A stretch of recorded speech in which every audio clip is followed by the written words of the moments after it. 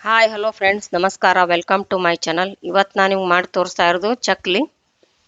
ಇವಾಗ ನೋಡಿ, ನಾನು ಒಂದು ಪುಟ್ಟೆಗೆ 2 ಗ್ಲಾಸ್ ಅಕ್ಕಿ ಹಿಟ್ಟು ಹಾಕ್ಕೋತಾ ಇದ್ದೀನಿ. ಹಾಕ್ಕೊಂಡು ಸಾಣಿಸ್ಕೋತಾ ಇದ್ದೀನಿ ನೋಡ್ರಿ. ಇದು ಮನೆಯಲ್ಲೇ ಬಿಸಿದ್ದು ಅಕ್ಕಿ ಹಿಟ್ಟು. ಇವಾಗ ಅದಕ್ಕೆ 1 ಗ್ಲಾಸು ಪುಟಾಣಿ ಹಿಟ್ಟು ಹಾಕ್ಕೋತಾ ಇದ್ದೀನಿ. ಅದೇ ಗ್ಲಾಸಲ್ಲೇ 1 ಗ್ಲಾಸು ಪುಟಾಣಿ ಹಿಟ್ಟು ಹಾಕ್ಕೊಂಡು ಪುಟಾಣಿ ಹಿಟ್ಟು ಕೂಡ ಸಾಣಿಸ್ಕೋತಾ ಇದ್ದೀನಿ ನೋಡ್ರಿ. ಯಾಕಂದ್ರೆ ಅದರಲ್ಲಿ ಮೇಲೆ ನುಚ್ಚುಗಿಚ್ಚೆ ಅಂದ್ರೆ ಎಲ್ಲ ಬಂದ್ಬಿಡ್ತತಿ. ನೋಡಿ ಈ ಥರ ತಕ್ಕೋಬೇಕು ಸಾಣಿಸ್ಕೊಂಡು, ಅಂದ್ರೆ ಚಕ್ಲಿ ಚೆನ್ನಾಗಿ ಬರ್ತಾವೆ.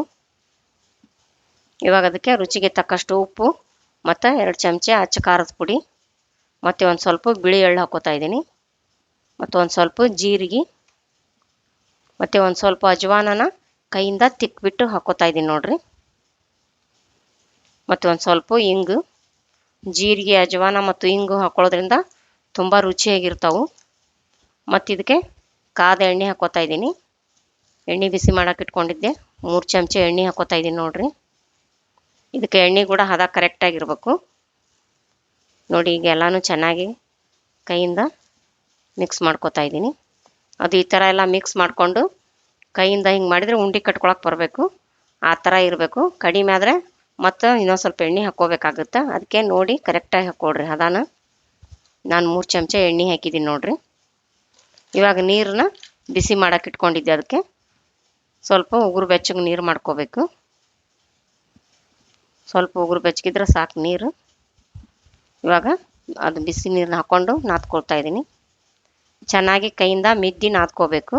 ನೀವೆಷ್ಟು ಚೆನ್ನಾಗಿ ಮಿದ್ಕೊಂಡು ನಾದ್ಕೊತೀರೋ ಚೆನ್ನಾಗಿ ಬರ್ತಾವೆ ಚಕ್ಲಿ ಒತ್ತೋದಕ್ಕೆ. ಮತ್ತು ಹದ ಕೂಡ ಕರೆಕ್ಟಾಗಿರ್ಬೇಕು ಹಿಟ್ಟಿಂದು. ತುಂಬ ಚೆನ್ನಾಗಿರ್ತಾವೆ ನೋಡಿ ಇವು.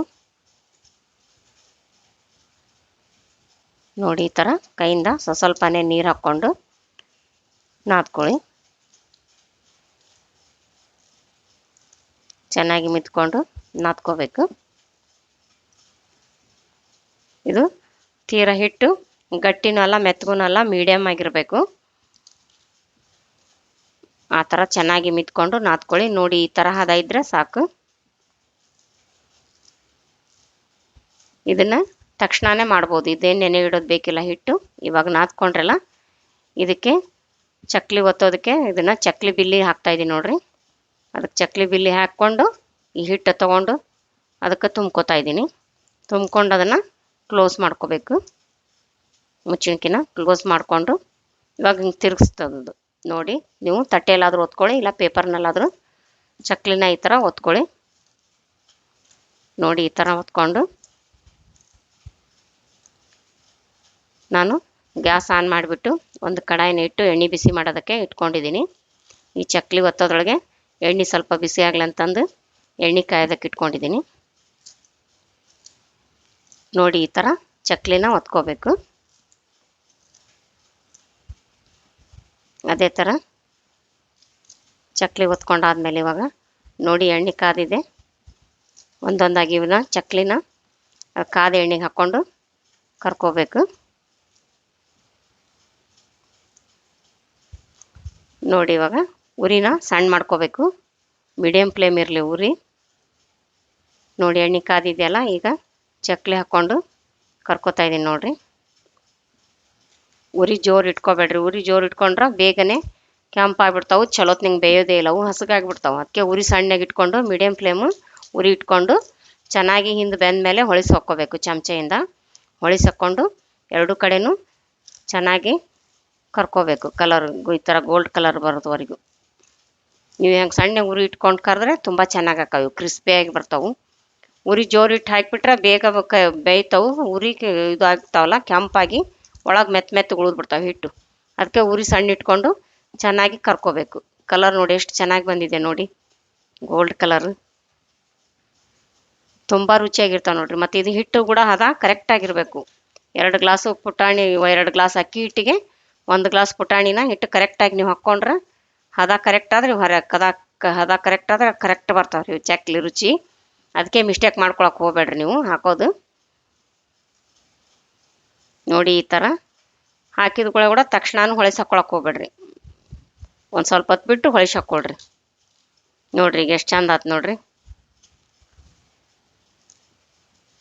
ನೋಡಿ ಈ ಥರ ಎರಡು ಕಡೆನೂ ಚೆನ್ನಾಗಿ ಬೇಯಿಸ್ಕೋಬೇಕು. ಎಣ್ಣೆ ಕೂಡ ಹಿಡಿಯಲ್ಲ ನೋಡ್ರಿ, ಇವು ತುಂಬ ಚೆನ್ನಾಗಿರ್ತಾವೆ, ಭಾಳ ರುಚಿ ಆಕ್ಕವು.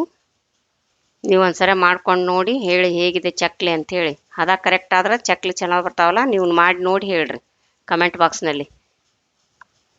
ನೋಡಿ ಈ ಥರ ಎಣ್ಣೆ ಬೆಸ್ಕೊಂಡು ತಟ್ಟೆಗೆ ತಗೊಳ್ರಿ. ನೋಡಿ ಎಷ್ಟು ಚಂದ ಅದು ನೋಡ್ರಿ. ನೋಡಿ ಸೌಂಡ್ ಕೂಡ ಹೇಗೆ ಬರ್ತಾ ಇದೆ ನೋಡಿ ಚಕ್ಲಿದು. ಮತ್ತು ಕೈಯಿಂದ ಮುರಿದ್ರೆ ನೋಡಿ ಈಗ ಹೆಂಗೆ ಪುಡಿ ಪುಡಿ ಆಗ್ತಾವೆ ನೋಡ್ರಿ, ಎಷ್ಟು ಪಳ್ಳಾಗ್ಯಾವ ನೋಡ್ರಿ, ತುಂಬ ಕ್ರಿಸ್ಪಿಯಾಗಿದೆ. ಇವಾಗ ನೀವು ಇವನ್ನ ಈ ಥರ ಮಾಡಿಕೊಂಡು ನೀವು ಒಂದು ಡಬ್ಬಿಯಲ್ಲಿ ತಿಂಗಳಾನ್ಗಟ್ಲೆ ನೀವು ಸ್ಟೋರ್ ಮಾಡಿಟ್ಕೋಬೋದು. ತುಂಬ ಸೂಪರಾಗಿದೆ ನೋಡಿ. ನೀವು ಈ ಥರ ಮಾಡಿಟ್ಕೊಂಡ್ರೆ ನಿಮ್ಗೆ ಯಾವಾಗ ಬೇಕು ಅವಾಗ ತಿನ್ನಕ್ಕೆ ಬರ್ತಾವ್ರಿ, ಸ್ಟೋರ್ ಮಾಡಿಟ್ಕೊಂಡ್ರೆ. ಈ ವಿಡಿಯೋ ನಿಮಗೆ ಇಷ್ಟವಾದಲ್ಲಿ ದಯವಿಟ್ಟು ಲೈಕ್ ಮಾಡಿ, ಶೇರ್ ಮಾಡಿ ಮತ್ತು ಸಬ್ಸ್ಕ್ರೈಬ್ ಮಾಡಿ, ಬೆಲ್ ಬಟನನ್ನು ಒತ್ತಿರಿ. ನೀವು ಬೆಲ್ ಬಟನ್ ಒತ್ತೋದ್ರಿಂದ ನಾ ಹಾಕೋ ಮುಂದಿನ ವಿಡಿಯೋ ನಿಮ್ಗೆ ಮೊದಲು ಬರ್ತಾವ್ರಿ. ಧನ್ಯವಾದಗಳು.